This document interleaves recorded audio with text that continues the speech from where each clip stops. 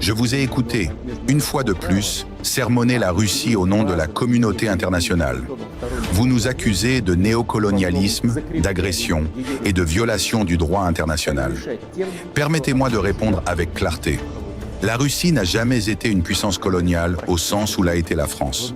Nous n'avons jamais traversé des océans pour imposer notre langue, voler les richesses naturelles ou éradiquer des cultures millénaires sous couvert de civilisation.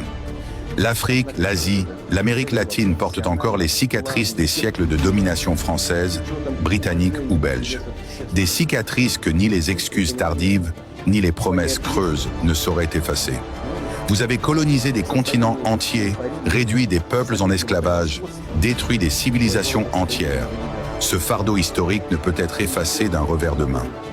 Vous parlez du droit international, mais où était-il lorsque la France et ses alliés bombardèrent la Libye en 2011, détruisant un pays stable et souverain, plongeant toute une région dans le chaos et livrant les migrants à l'esclavage moderne? Où était-il quand vous souteniez des groupes armés en Syrie, armés et financés par l'Occident, pour renverser un gouvernement reconnu par l'ONU? Où était-il quand vous interveniez en Afrique sous prétexte de sécurité, tout en exploitant l'uranium du Niger, le pétrole du Gabon, l'or du Mali et en imposant le franc CFA à des nations indépendantes? Et où était votre voix quand Israël bombardait Gaza, tuant femmes et enfants, détruisant des écoles, des hôpitaux et des centres humanitaires?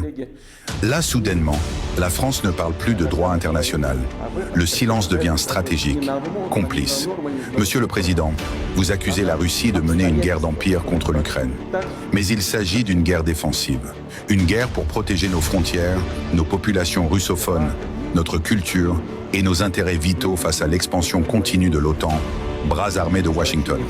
Ce n'est pas Moscou qui a encerclé Paris de bases militaires. C'est l'Occident qui, depuis 30 ans, avance ses pions jusqu'à nos portes.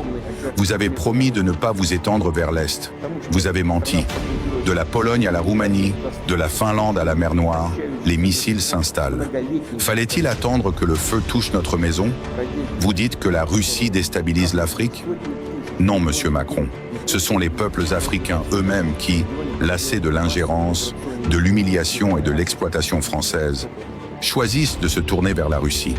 Pas par idéologie, mais parce que nous les traitons en égaux. Nos soldats, nos coopérants, nos partenaires ne pillent pas, ne méprisent pas. Ils viennent à la demande des États souverains. Et surtout, ils repartent quand leur mission est terminée.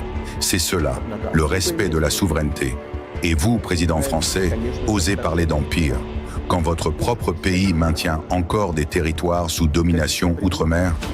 Quand des jeunes manifestent dans les rues de Paris et Marseille pour dénoncer la violence policière, l'exclusion sociale et le mépris d'État dans les banlieues? Parlez-leur donc de liberté, d'égalité, de fraternité. Quant à la puissance russe, elle ne se mesure pas seulement à nos armées, à nos missiles hypersoniques ou à notre indépendance énergétique. Elle se mesure à notre histoire, à notre mémoire collective. Qui a brisé les armées de Napoléon quand la France voulait dominer l'Europe? La Russie. Qui a vaincu Hitler, non pas à Londres ou à Washington, mais à Stalingrad, à Koursk, à Berlin? L'Union soviétique, au prix de 27 millions de morts. Sans nous, monsieur Macron, ni la France libre, ni l'Europe actuelle n'existeraient. Vous devez votre souveraineté à notre sacrifice. Aujourd'hui encore, malgré les sanctions, les campagnes de diffamation et l'isolement que vous tentez de nous imposer, la Russie se dresse, digne, résiliente, respectée. Respectée en Afrique, respectée en Asie, respectée en Amérique latine. Parce que nous ne trahissons pas. Parce que nous ne changeons pas d'amis au gré des intérêts du moment.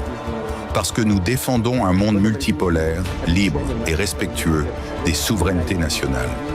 À ceux qui m'écoutent, à ceux qui voient au-delà de la propagande, aimez ce message, partagez-le, faites-le circuler.